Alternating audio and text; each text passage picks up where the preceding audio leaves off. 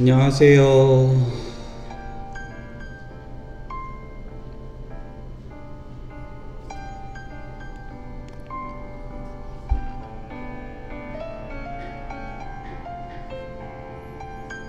어서 들어오십시오.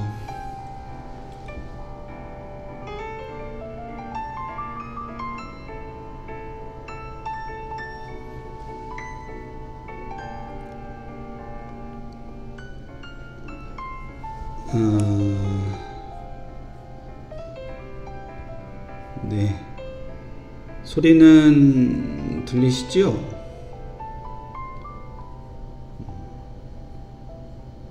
안 들리시나? 소리는 잘 들리실 것 같고요. 네.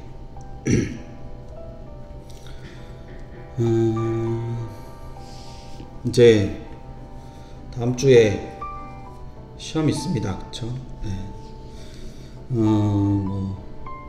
말도 많고 탈도 많지만 어쨌거나 다음 주가 지나고 나면 다다음 주에는 원서 접수를 하게 됩니다. 그쵸? 네. 신기하기도 해요. 네.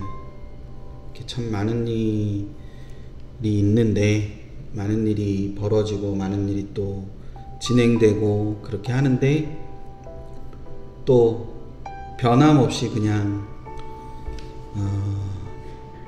묵묵히 이렇게 진행되고 있는, 물론 이제 시간도 그렇게 가지만 묵묵히 진행되고 있는 일들이 있다는 것이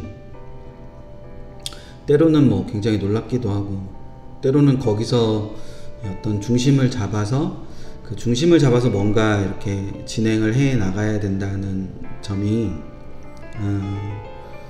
때로는 슬프기도 하고, 때로는 뭐 굉장히 꿋꿋하게 뭔가를 해 나가고 있는 게 뭐 이렇게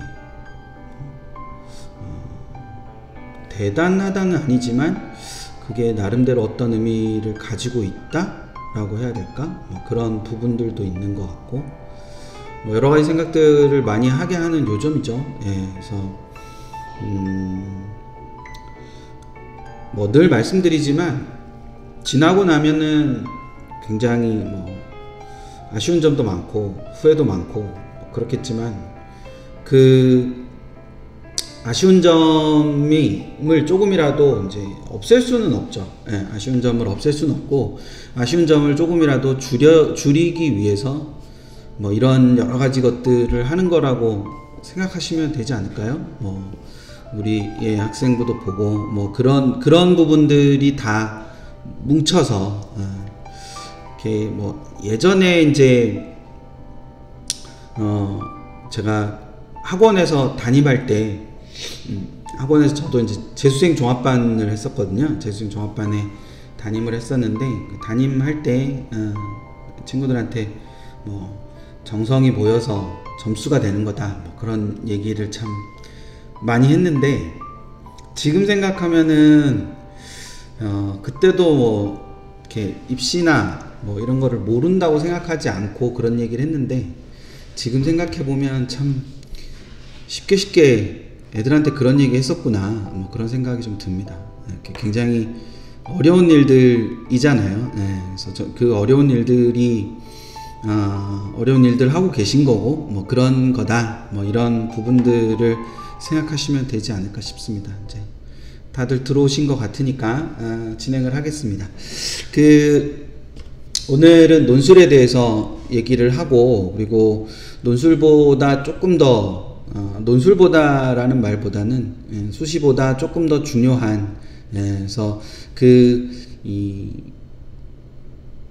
좀 더 모여서, 그러니까 그런 것들보다 이제 조금 더 중요한 수능이라는 것에 대해서 준비를 해야 되는 시기, 그러니까 수능에 대해서 어떤 집중력을 좀 끌어올리기도 해야 되고, 이런 시기가 됐습니다. 지금 이제 다들 이제 어떻게 생각하면은 다들 처음이신 분이 많잖아요. 또 요즘 또 애들이 하나라여가지고 굉장히 처음이신 분들이 많아요. 처음이자 마지막이신 분들이 많아요. 아깝죠. 처음이자 마지막이면 야 이렇게 열심히 공부하고 뭐 이렇게 그러니까 대단한 일이잖아요. 사실은 일주일에 한 번씩 이렇게 이런 걸 들으시는 게 저는 진짜 대단하신 것 같아요. 이런 걸 일주일에 한 번씩 들으시는 게 저야 일이니까 저야 일이니까 뭐 그냥 이게 직업인 사람인데 이런 거 하는 거죠. 하는 건데 부모님들은 사실은 직업은 아닌데 이런 걸 계속 들으면서 이렇게 막 공부를 하고 막 머리 아파하고 막 이런 데서 이제 굉장히 존경스럽기도 하고 굉장히 놀랍기도 하고 그쵸. 그래서 오늘은 입금 끝나면은 이렇게 좀 끝날 때 그냥 서로 다 들리진 않겠지만 저희가 이제 쌍방향이 아니니까 인터랙티브가 아니니까 쌍방향은 아니지만 오늘은 이제 끝날 때쯤 되면 이렇게 서로 같이 서로를 위해서 격려의 박수를 해주는 그런 시간이 됐으면 좋겠습니다. 논술을 많이 쓰시는 논술을 쓰시는 분들이 많죠. 논술을 쓰시는 분들이 많습니다. 그러니까 학생부를 활용하실 수 있는 분보다는 학생부를 활용하실 수 없는 분들이 훨씬 더 많고, 그리고 학종을 쓰시는 분보다 학종을 못 쓰시는 분이 훨씬 많잖아요. 교과를 쓰시는 분보다도 교과를 못 쓰시는 분이 훨씬 많고, 뭐 이런 거잖아요.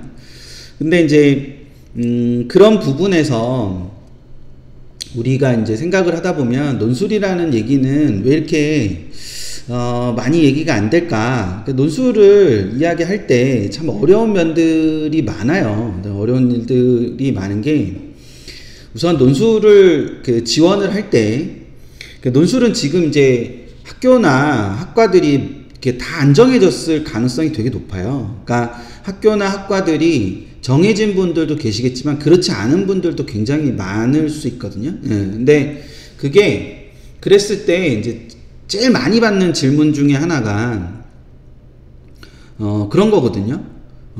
어떤 대학 논술은 어렵다는데, 어떤 대학 논술은 뭐 쉽다던데, 어떤 대학 논술은 평이하다던데, 평이하다거나 어렵다거나 이렇게 어떤 대학마다 이게 어렵다 쉽다 뭐 이렇게 얘기할 수 있는 게 저는 아니라고 생각을 해요.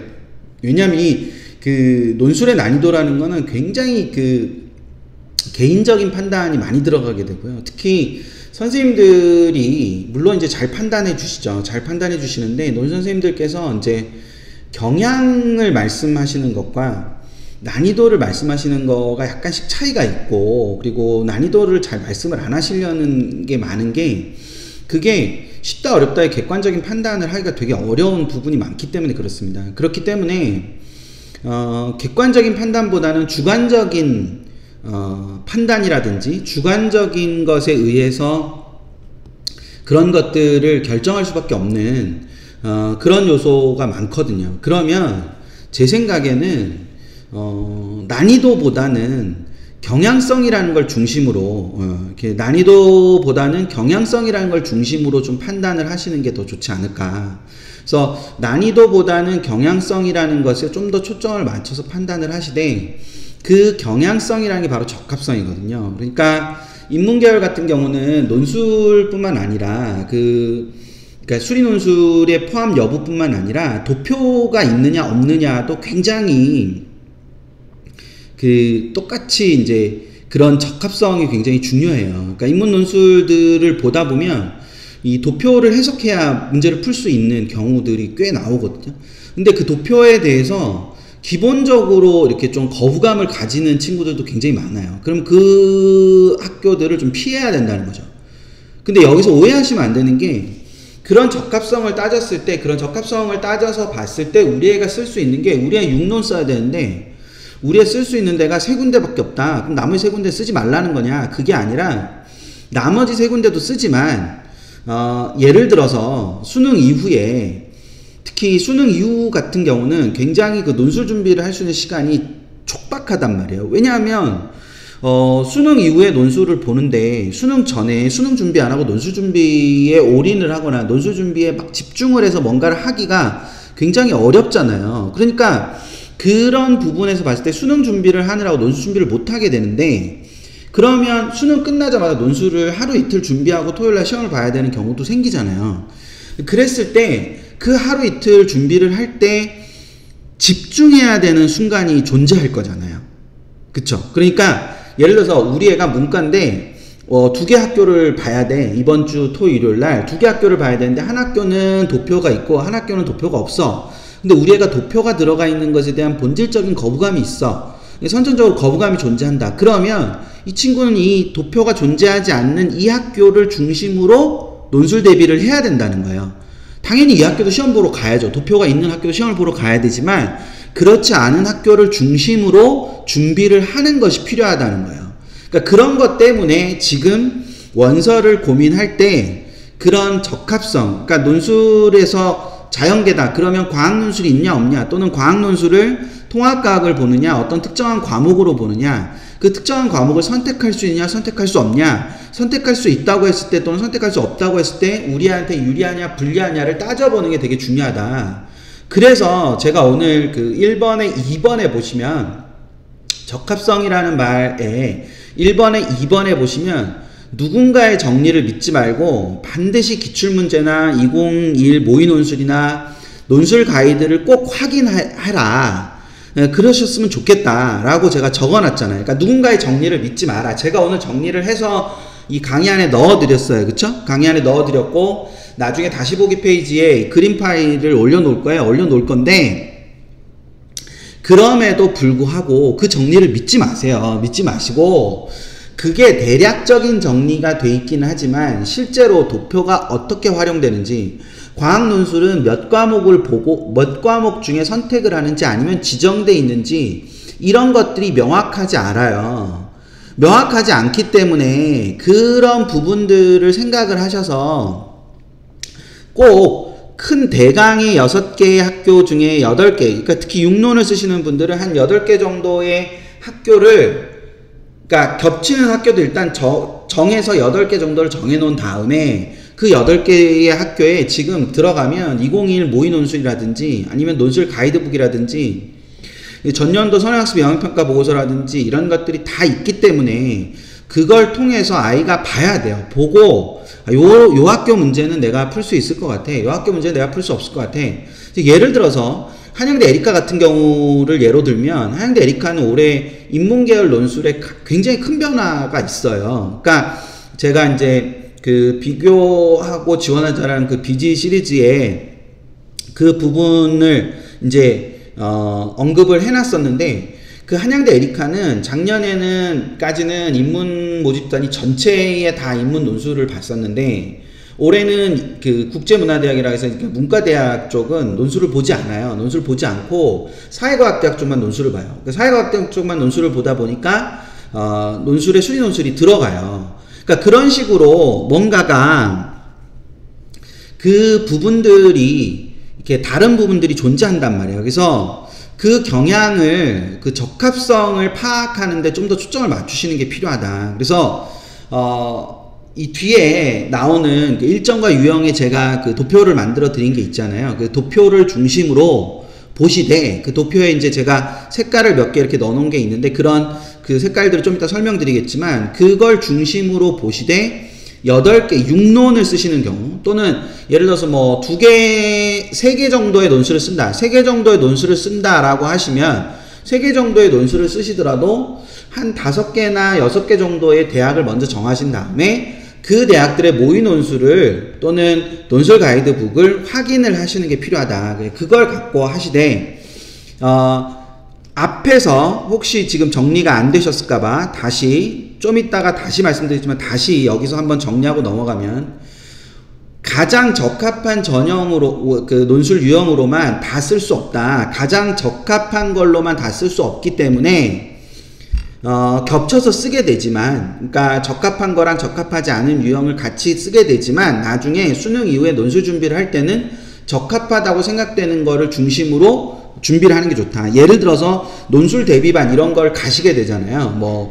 그러실 수도 있잖아요. 또는 저희 인강에도 보면 어느 대학 반 이런 식으로 돼 있단 말이에요. 그러니까 그런 식으로 돼 있는 반들이 있으면 그 반들 중에 어느 대학 반 이렇게 돼 있을 때 우리 애한테 유리한 전형 논술 유형을 가지고 있는 대학에 그거를 넣어서 중심으로 해석을 한다, 이렇게 판단을 하시면 될 거다라는 거, 그걸 하나 염두에 두시면 될 것 같고, 그 다음에 학과별로 잘 쓰는 애들이 모이는 학과, 못 쓰는 애들이 모이는 학과가 있냐, 해마다 달라요. 해마다 다르기 때문에 그 경향성이 존재한다고 보기 어렵습니다. 그리고 분명히 지금 경희대라든지 중앙대라든지 한양대라든지 이런 학교들은 논술 평균을 제공을 해주죠. 논술 평균을 제공을 해주는데, 그거를 3년치를 보시면 학과들이 항상 1등하는 학과가 1등하고 그러지 않아요. 그러지 않기 때문에 일정한 경향성을 가지고 있다고 보기는 어렵습니다.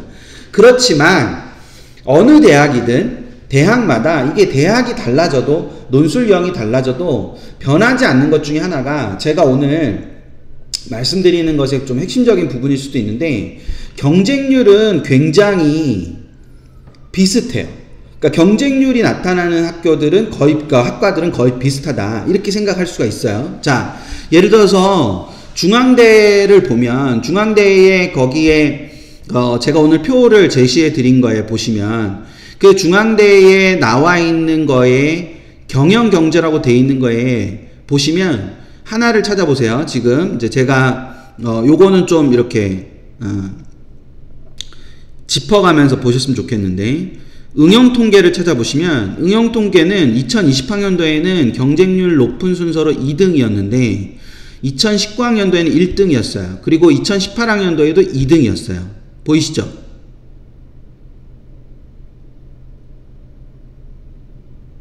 대답 좀 해주시죠.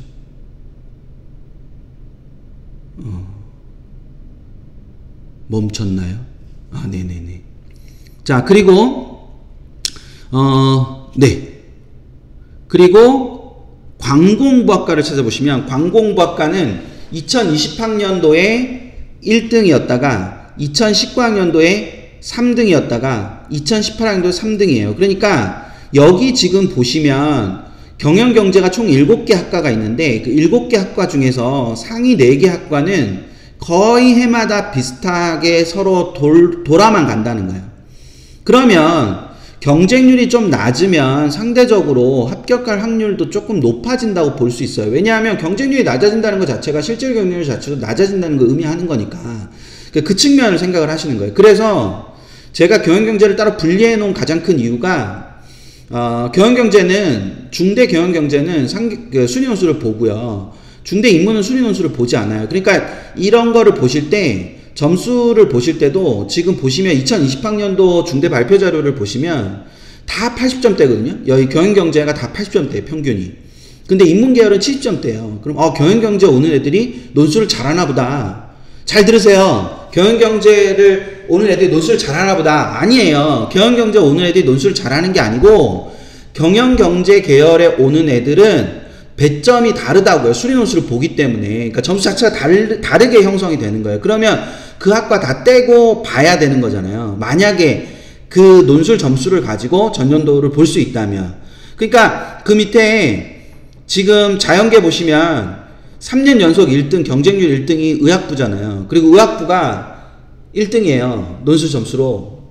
그러니까 그런 경향성이 논술 점수, 그렇지만 2등부터는 해마다 바뀌어요. 3년치를 다 보면, 중대는 그게 3년치 다 있단 말이에요. 물론 한 번에 못 껴있지 않죠. 이렇게 차곡차곡 보면 3년치가 다 달라요. 그런데 문제는 화학신소재공학부, 자연계입니다. 화학신소재공학부는 보시면 3년 연속으로 2등이에요. 경쟁률 높은 걸로. 그쵸? 거의 90대, 100대 이 정도가 되잖아요. 근데 그 중대의 2020학년도에 가장 경쟁률이 낮았던 학과를 보시면, 안성 모집단위 다 빼고 서울 모집단위 중에서 가장 경쟁률이 낮았던 모집단위 찾아보세요. 거기 맨 아래에 보시면 뭐가 있어요? 중대 자연계의 가장 낮은 모집단위. 중대 자연계 가장 낮은 모집단위는 보이시죠? 네. 한 분만 답 쓰시면 될 것 같은데. 네, 간호죠. 그러니까 중대 자연계에 제일 낮은 데는 간호예요. 근데 2019학년도도 간호예요. 2018학년도도 간호예요. 보이세요? 예, 근데 화공이 90대 1일 때 간호는 30대 1이 안 돼요. 그러니까 이 경향성이라는 게 존재한단 말이에요. 이런 경향성이. 그럼 이거를 내가 가고자 하는 학교에 이렇게 3년치를 이렇게 경쟁률을 놓고 보면 아, 이 학과는 상대적으로 아이들이 별로 안 오는구나 이런 걸 판단하실 수 있는 거죠. 그래서 그걸 보시는 게 되게 중요해요. 그러니까 이게 특히 논술은 되게 심한 게 우리 애가 가고 싶어 하는 데를 다른 애도 가고 싶어 해요. 그러니까 인문계다 그럼 다 심리 가고 싶어 하고 사회학과 가고 싶어 하고 다 미디어 커뮤니케이션 가고 싶어 하죠. 그러니까 그건 다 경쟁률이 위에 있잖아요. 근데 인문계인데 간호 잘 안 가려고 하죠. 그래서 간호는 다 낮아요 지금. 그러니까 그런 식으로 뭔가가 이런 형태가 존재한다는 거를 생각을 하시고 가능하면 상대적으로 조금 덜한 쪽으로 쓰시는 게 좋잖아요. 그러니까 근데 뭐 나중에 가세요. 일단 대학을 가세요. 나중에 취직이 어떻고 이게 아니고 일단 대학을 가시는 게 필요합니다. 아니 수시원서를 쓸 때는 그런 거잖아요. 정시원서 쓸 때도 마찬가지인데 대학을 가시는 거가 우선이잖아요. 그런 부분들을 생각을 하시면서 보실 필요가 있다라는 거 이제 그거를 염두에 두시면 되지 않을까 싶습니다. 그래서 그 부분에서 경쟁률이라는 것 자체를 보실 때 전년도 경쟁률하고 비교하는 게 필요하죠. 전년도 경쟁률이랑 비교하는 게 필요한데 전년도 경쟁률이랑 비교하는 거는 다다음 주 그러니까 원서 시작이네요. 제가 유튜브를 하나 찍어 놓을게요. 경쟁률을 검색하는 거는 경쟁률 비교하는 거는 유튜브를 하나 찍어 놓을 테니까 실시간 경쟁률은 그때 가서 보시면 되고 지금은 이 경쟁률을 보시고 여기서 자 이제 팁이에요. 자 여기서 예를 들어서 중대를 써야 되겠다고 생각을 했으면 여기서 2개나 3개 학과를 정해놓고 나중에 경쟁률을 보시는 거예요. 자 다시요. 2개나 3개 학과를 정해놓고 나중에 경쟁률을 보시는 거예요. 논술 전형은 경쟁률 보고 쓰셔도 됩니다. 경쟁률 보고 쓰셔도 되고 때로는 경쟁률 보고 쓰는 게 굉장히 의미가 있을 수도 있어요. 그러니까 그런 부분을 위해서 2가지를 보시면서 2개나 3개 학과 자 다시 두 가지를 보시면서 2개나 3개 학과를 결정하시는데 이제 대학은 정했어. 앞에서 대학은 뭘 보고 정한다. 논술 유형에 따라서 정한다. 그 다음 대학을 정하고 난 다음에 학과를 정한다. 학과를 정할 때 2가지 포인트. 첫 번째, 경쟁률. 3년간의 경쟁률이 비교적 낮은 편에 속하는 쪽을 고른다. 두 번째, 충원율이 높은 쪽을 고른다. 논술은 최근에는 충원율이 높지 않아요. 충원율이 높은 건 교과 전형이지 논술 전형이 아니에요. 그러니까 논술 전형은 충원율이 높지 않은데 그 중에도 비교적 충원율이 높은 쪽들이 있을 수 있어요. 그러면 그 충원율이 비교적 높은 쪽들을 중심으로 고른다. 근데 예를 들면 이대나 이런 데는 충원율이 안 나오잖아요. 연대나 이런 데도 충원율이 안 나오잖아요. 그렇죠? 그러면 경쟁률만 가지고 일단 판단을 해야 되잖아요. 근데 어떤 대학들은 충원율이 나온단 말이에요. 어디가 자료에는 논술이 없습니다. 어디가 그 대학 포털 어디가에 논술 전형의 경쟁률이나 아니면 뭐 등급컷이나 이런 건 없습니다. 근데 대학별 자료로 공개된 것들이 있죠. 거기에 충원율이 있습니다. 충원율이 있고 그리고 그거는 뭐도 참고하실 수 있냐면 저희가 71개 대학 71개 대학 그 대학 발표 자료를 그 밴드에 올려놓은 게 있어요. 그 밴드에 올려놓은 게 있으니까 거기에도 보면 논술 충원율은 나와 있어요. 발표한 학교들은 다 나와 있어요. 그러니까 그것도 참고해서 보시면 될 겁니다. 그거는 제가 오늘 다시 보기에 링크 걸어 드릴게요. 네, 그걸 한번 보시면 될 것 같고, 이제 그렇게 해서 보시면 됩니다. 그러면서 일정과 유형을 동시에 고려해서 거기 2개의 표를 보시면 되는데, 인문 논술에 이제 표로 표시해 놓은 거는 도표 있는 거, 그리고 색깔로 음영 처리해 놓은 건 도표 있는 거, 수리 논술 있는 거, 요렇게 표해 놨습니다. 그러니까 그거 보시면서 판단하시면 되고 12월 5일이 대박이죠. 12월 5일 날이 엄청 많습니다. 그래서 이 12월 5일 날 그게 굉장히 많기 때문에 그거를 잘 고르셔야 되는 부분이 있고요. 자연계도 당연히 12월 5일 날이 제일 많습니다. 다음 쪽에 자연계 대학들이 있습니다. 자연계 대학들이 있는데, 자, 자연계를 가지고 잠깐만 설명을 하면, 예를 들어서 우리 애가 뭐 경희대, 그러니까 12월 6일 날 경희대 자연계열의 논술을 봐야 되고, 12월 6일 날, 그 다음에 12월 5일 날 서강대 수학 논술을 봐야 돼요.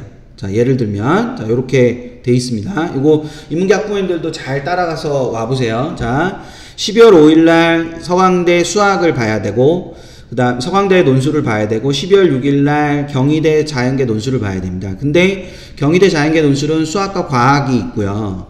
그 다음에 서강대는 수학만 있잖아요. 근데 우리 애가 과학을 좀 잘해요. 그러면 물론 서강대를 가고 싶겠지만 수학과 과학이 있는 경희대가 좀 더 유리한 학교일 수 있잖아요. 그쵸? 그러면 예를 들어서 12월 3일 날 수능을 보고 12월 그쵸? 3일 날 수능을 보고 4일 날 하루가 비어 있잖아요. 그럼 그 4일 날 하루 동안, 그리고 5일 날 하루 동안 뭔가를 준비한다면 경희대를 중심으로 준비를 해야 되는 거겠죠. 근데 반면 어떤 친구가 과학을 그렇게 잘하지 않는데 수학을 아주 상대적으로 잘하는 친구가 있다. 그러면 똑같이 서강대와 경희대를 모두 써놨더라도 뭐에 집중을 해야 되냐? 서강대 논술에 집중을 해야 되는 겁니다. 그러니까 그 대비반 같은 걸 들을 때도 그런 식으로 서강대 대비반, 뭐 경희대 대비반 이렇게 들을 때 둘 중에 어떤 걸 들어야 되나 나중에 밴드에 엄청 올라오거든요, 질문이. 근데 그때도 그런 특성에 맞춰서 대비반을 고르셔야 되는 겁니다. 그러니까 그런 측면에서 이런 형태와 이 부분들을 보시는 게 필요하다.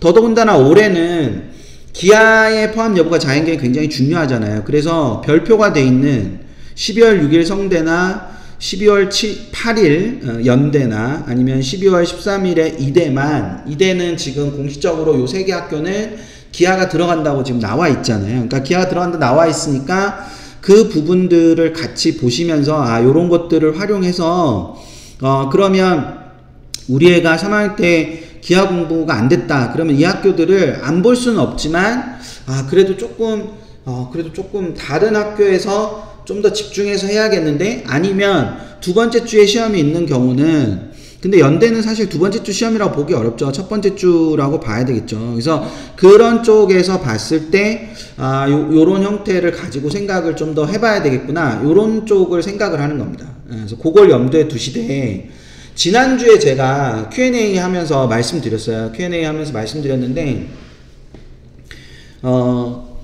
연대 논술이 수능 이후로 넘어갔잖아요. 수능 이후로 넘어갔는데, 연대 논술이 수능 이후로 넘어갔을 때 좀 더 혼란이 올 수 있는 건 자연계열보다는 인문계열 쪽이다. 그 말씀을 드렸던 가장 큰 이유는, 그러니까 자연계열은 연대 논술이 수능 전에 있든 수능 후에 있든 자연계열에서는 연대 논술을 써야 되는 친구들이 연대 논술에 붙을 가능성이 더 많다. 그러니까 그 무슨 얘기냐면은, 자연계 연대의 위상하고 인문계 연대의 위상이 좀 다르잖아요. 아닐까요? 그러니까 자연계의 연대의 위상은 의치 다음이잖아요. 의치 다음이고, 인문계 연대의 위상은 서울대 다음이잖아요. 그렇기 때문에 연대 논술이 수능 이전에 있을 때 수능적으로 최상위권인 인문계의 친구들이 보험을 들 곳이 없습니다. 그러니까 연대 논술을 쓸 수가 없다는 거죠. 왜냐하면 서울대까지를 가야 되는 상황이 되는 거니까 수능을 봐야 된다는 것이잖아요. 근데 수능 이후로 연대 논술이 옮겨가게 되면 결과적으로 연대 논술을 하나 걸고 출발을 할 가능성이 높다는 거죠.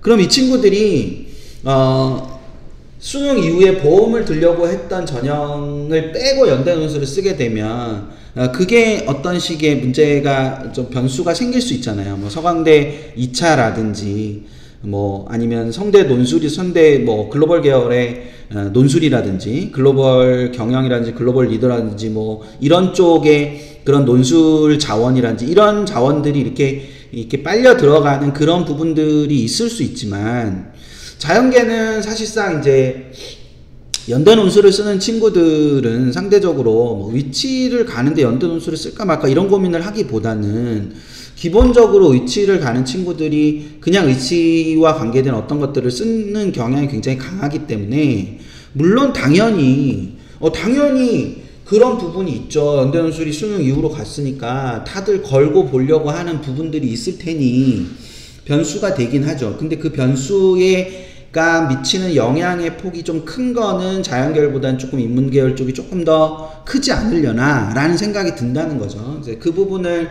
염두에도 생각을 해두시면 되지 않을까라는 생각이 듭니다. 그래서 그거는 연대논술 아까 이제 연대논술의 영향을 앞에서 물어보신 분들이 좀 몇 분 계셔가지고 제가 지난주 Q&A에서 다뤘었는데 그 부분을 생각을 그렇게 말씀을 드리고요. 그리고 혹시 지난주 Q&A 못 들으신 분들은 꼭 다시 한번 들어보시면 좋겠습니다. 네, 그거 또 나름대로 괜찮아요. 나름대로 들으면 그래도 좀 정리하는 데 도움이 돼요. 그러니까 제가 이렇게 말씀드리는 이유는 그쵸. 저도 저 잘났다고 생각하면서 살죠. 예, 안 그러면 못 살죠. 사람들이 뭐 다 자기 잘났다고 생각해야 살죠. 그리고 제가 또 하는 말들이 도움이 되고 좋은 말이고 필요한 말이다 이렇게 생각하면서 말을 합니다. 근데 시기가 지금은 그런 원론적인 그러니까 원론적이고 좀 보편적인 얘기들보다는 우리의 얘기가 지금 막 급하잖아요. 우리의 얘기가 급하다 보니까 그런 얘기들이 잘 안 들어오실 수 있단 말이에요. 근데 그런 얘기를 들으셔서 우리 애한테다가 집어넣으면 굉장히 보이지 않던 길이 보이실 수도 있기 때문에 그 얘기들을 하는 거란 말이죠. 그러니까 그런 부분들이 있으니까 같이 보시는 게 좀 좋지 않을까 그런 생각이 든다는 거죠. 예, 그리고 저희가 이제 그 풀 버전은 유튜브에도 올려놨어요. 유튜브에도 그 풀 버전을 올려놨는데 아무런 저희가 밴드에는 그 다시 보기가 올라가 있으니까 따로 유튜브에 올라가 있다고 말씀 안 드리잖아요. 근데 그러면 이제 그걸 유튜브에 찾아서 들으시는 분들은 어떤 분들일까 제가 그런 생각을 좀 해봤는데 그게 아무것도 안 했는데 조회수가 막 1000이 넘어요. 그러니까 되게 놀랍죠. 예, 제 입장에서는 되게 놀라워요. 그 이유를 잘 모르겠어요. 그러니까 뭐 제가 막 이렇게 요런 거 만들었으니까 보세요 하고 했던 영상들은 1000이 안 되는데 그건 1000이 넘어요. 그러니까 이게 뭐 그런 부분들에서 보면 좀 그 Q&A도 보시면서 조금 더 이렇게 보실 수 있는 요소가 있으니까 제 생각에 밴드에 계신 분들은 밴드에 다시 보기를 보지 않으시려나? 뭐 그런 생각을 했는데 그게 또 아닌가 봐요. 그게 조금 더 편한가 봐요, 유튜브가. 예, 그래서 뭐 유튜브는 저희 라이브도 유튜브로 좀 해볼까 합니다. 조금 더 있다가는 제가 좀 더 유튜브에 익숙해지면. 자, 그래서 논술은 그렇게 이제 생각을 해서 정리를 하자면, 자, 학교를 정하실 때는 논술 문제의 유형을 중심으로 정한다. 근데 그거를 유형을 누군가가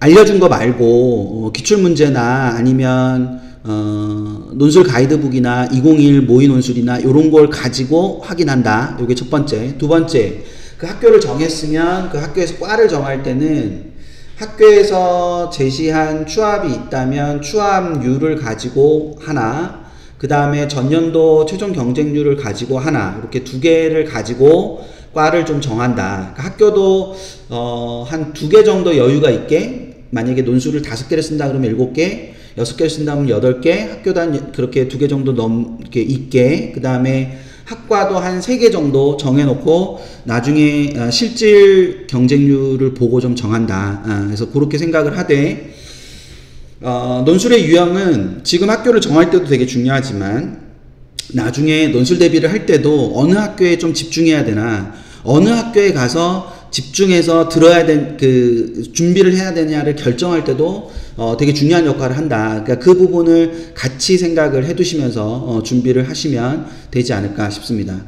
자, 그리고 9월 모의평가가 다음 주 수요일 날 있습니다. 9월 모의평가 다음 주 수요일 날이 있는데 9월 모의평가에 다음 주 수요일 날 있는 9월 모의평가에 진짜 부탁을 하고 싶은 거는요. 자, 여기가 지금 한 33분 시작하고 이제 본격적으로 말을 하는 건 33분 정도 되는 것 같은데, 제가 이 말씀 왜 드리냐면 요 부분만 꼭 애들이 볼 수 있게 해주세요.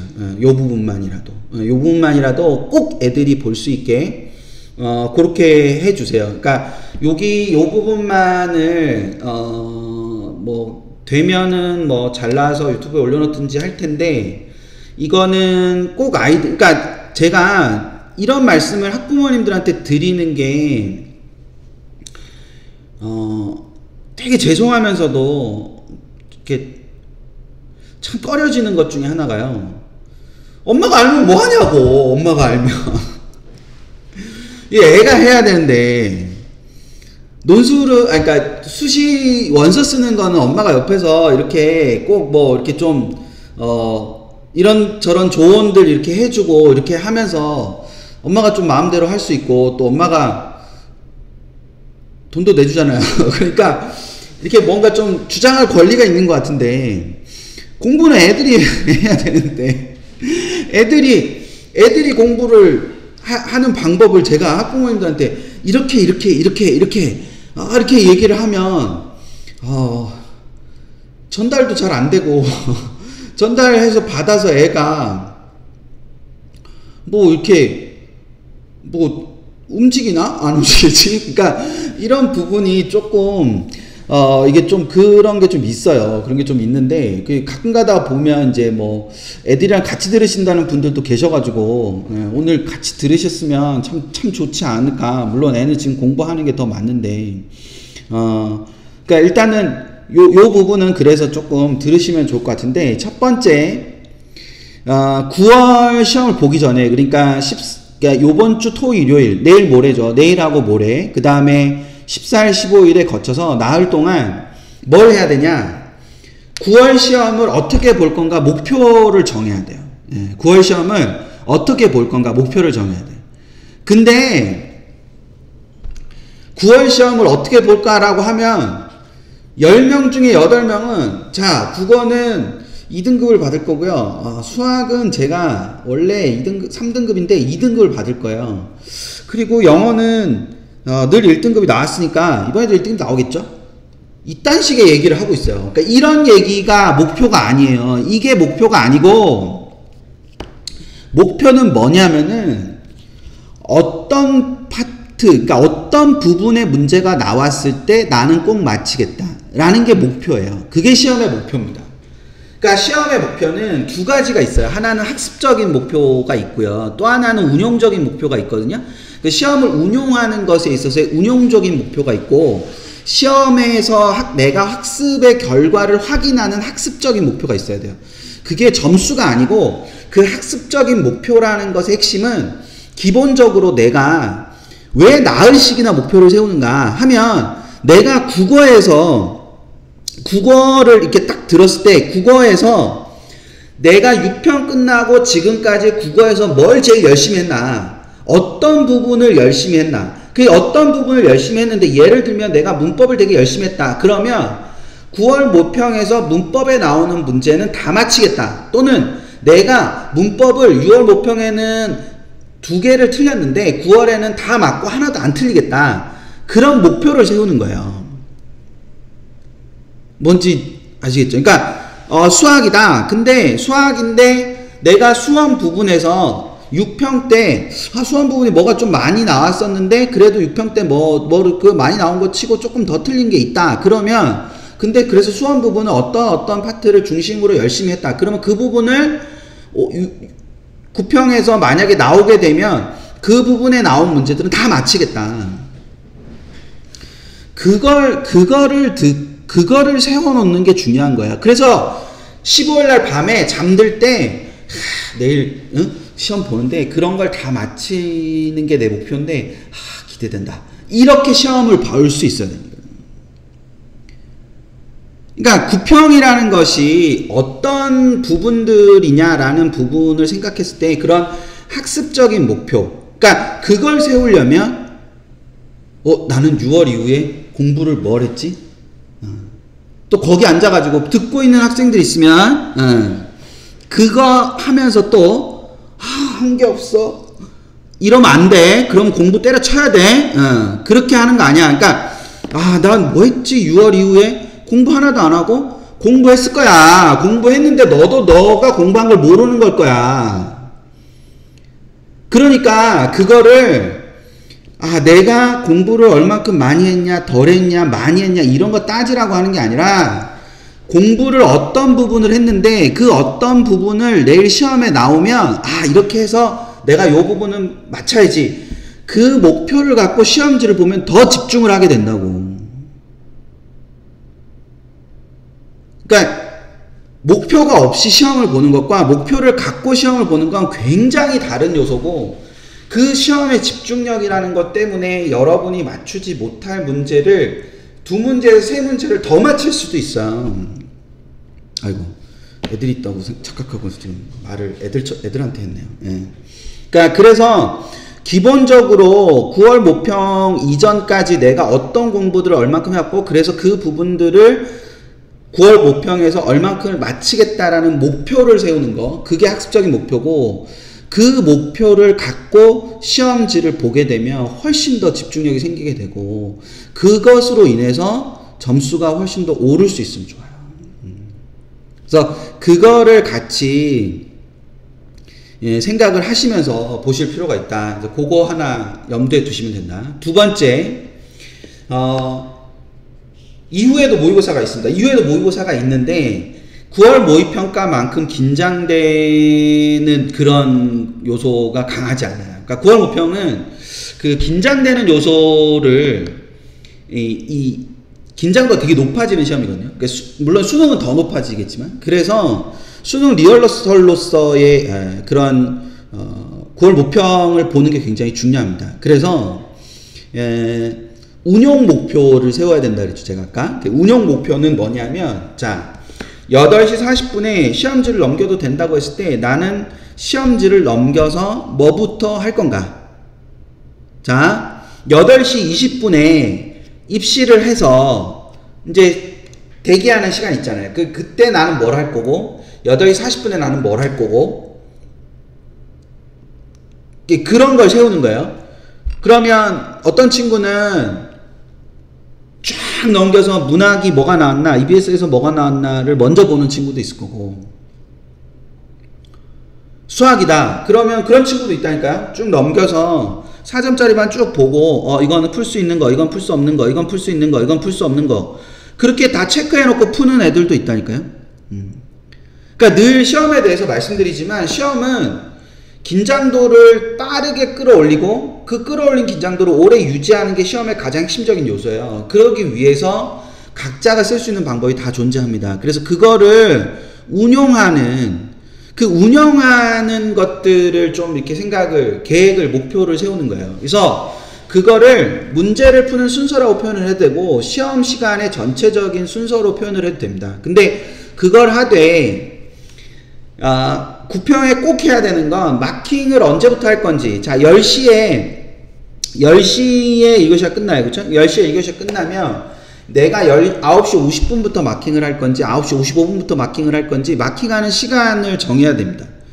이런 거 다 연습하는 거예요. 이런 거 연습 안 하고 수능날 가서 하려고 하니까 수능날 가서 실제로 안 되죠 그게. 그러니까 지금 이 시기에 다 해보는 겁니다. 그런 거를. 그러니까 이 시기에 그런 걸 해보기 위해서 9시 55분부터 나는 마킹을 시작할 거다.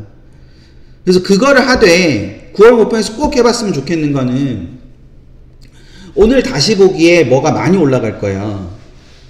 많이는 아니다. 아까 논술 그거 정리한 그림 파일 올라갈 거고 그 다음에 제가 아까 저희 71개 대학 해놓은 거 그 링크 올라간다 그랬죠. 그리고 또 하나 뭐를 드릴 거냐면은 수험표 뒤에 수능 가면 수험표 뒤에 이렇게 붙일 수 있는 가채점 적어오는 게 있어요. 그거 이제 그거 드릴 거예요. 그거 드리면 그 그림 파일 다운 받으셔가지고 애들한테 그거를 써보는 훈련을 이번 9월에 해보는 거예요. 애들은 수능 때는 시험지 제출하고 와야 돼요. 시험 제출하고 와야 되기 때문에 그거를 지금 여기서 이제 9월 달에 한번 연습해보고 10월 달에 또 한번 연습해보고, 이렇게 연습을 해봐야 실제로 그걸 써갖고 올 수 있단 말이에요. 그래서 그거를 가지고 생각을 잘 해두면, 기본적으로 생각하는 포인트들을 볼 수 있을 거예요. 그래서 답안을 쓰는 시간을 이렇게 해보는 그런 형태를 생각을 해두면 됩니다.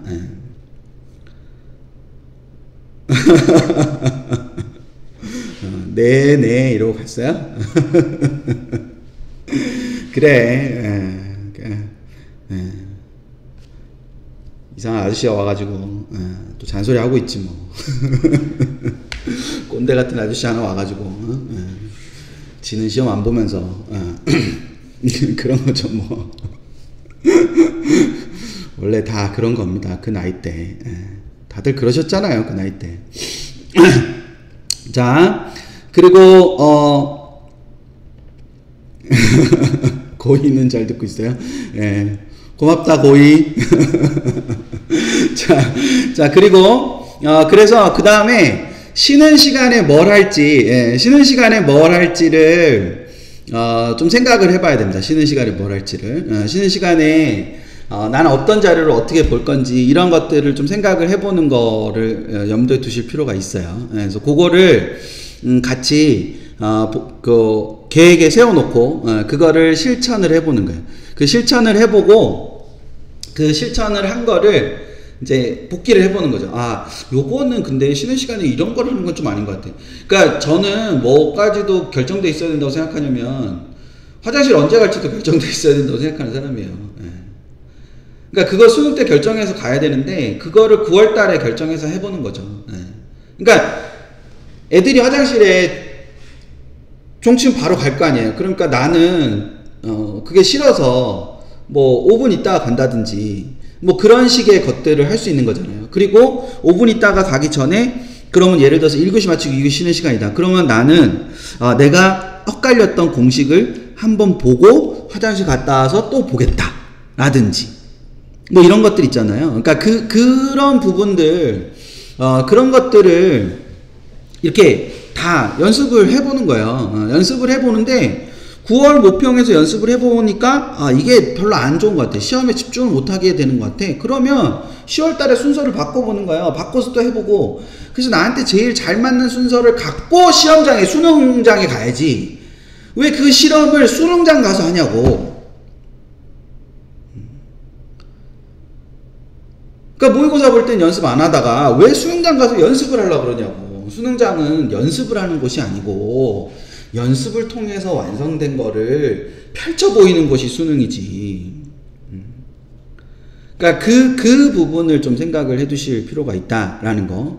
그리고 마지막으로 9월 모평을 기준으로 그 이후에 9월 모평을 기준으로 그 이후의 시간들에 대한 그림을 그리고 있어야 됩니다.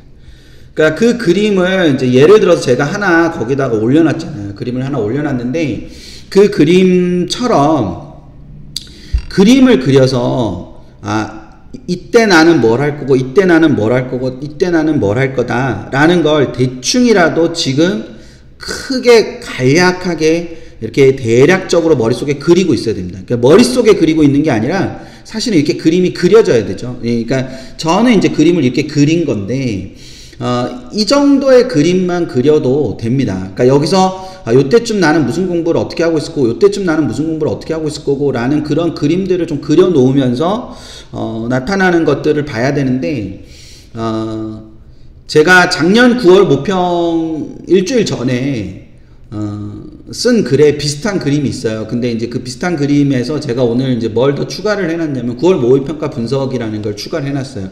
그러니까 이게 9월 모의평가 분석이라는 걸 제가 여기다가 똑같이 놓은 가장 큰 이유는 그러니까 더 추가해서 놓은 이유는 올해는 9월 모평을 분석하는 게 무엇보다도 중요하다고 제가 누누이 말씀드렸습니다. 그렇죠? 예, 그래서 그 부분들을 좀 생각을 하시면서 보시는 게 좀 중요하지 않을까? 라는 거를 좀 잘 염두에 두시고 9월 모의평가 분석이라는 걸 그 시간에 한다라는 거를 좀 주의 깊게 생각을 해두시면 되지 않을까 싶습니다.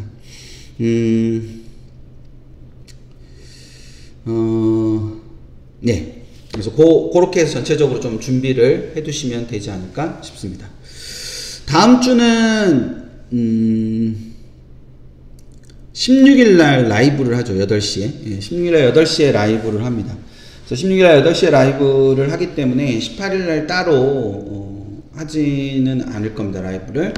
그리고 이게 아까 앞에서도 말씀드렸지만 지금은 이제 개별적인 이런 부분들에 대한 관심들이 많으시고 막 하실 때라 기본적으로 이런 보편적인 말씀을 드리는 게 사실 굉장히 이제 마음만 급하게 하거나 뭐 이런 경우도 좀 많이 있을 수 있거든요. 그래서 18일 날은 제가 입금이 없고요. 16일 날 라이브로 대체를 할 예정입니다. 그리고 25일 날은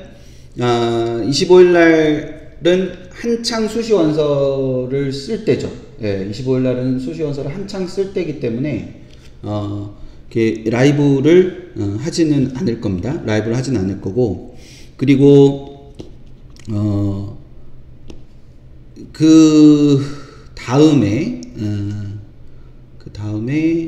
이제 추석 연휴입니다. 그 다음이 추석 연휴여서 제가 금요일 입금을 이제 언제 할지는 추후에 다시 공지를 드릴게요. 근데 이제 중간중간에 제가 유튜브나 이런 거에다가 이렇게 짧게 아까 말씀드린 경쟁률, 실시간 경쟁률 보는 거 뭐 이런 것들, 그런 것들도 찍어서 제가 올려놓을 거고 이렇게 할 거니까 그 부분들을 좀 같이 보시면서 하시고, 제가 필요한 것들이 있으면 글로도 좀 말씀드리고 뭐 그렇게 하지 않을까 싶습니다. 그래서 그거 전체적으로 연결시켜서 생각을 좀 해 두시면서 보시면 좋지 않을까 싶고요. 그 다음에 이제 오늘 준비한 얘기는 말씀을 다 드렸고,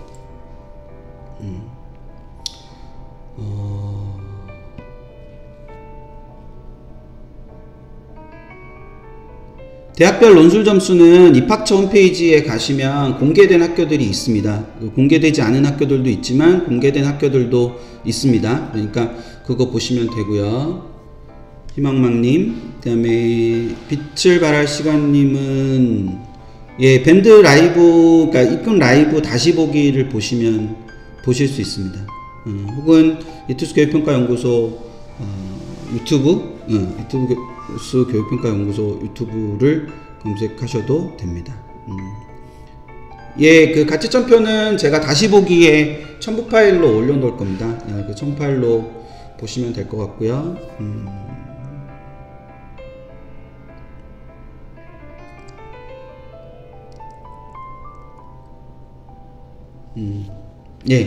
그 구평 사전준비 점검 포인트는 꼭 아이들이 볼 수 있으면 좋겠습니다. 뭐 아이들이 제 말 듣고 한다는 보장은 없지만 그래도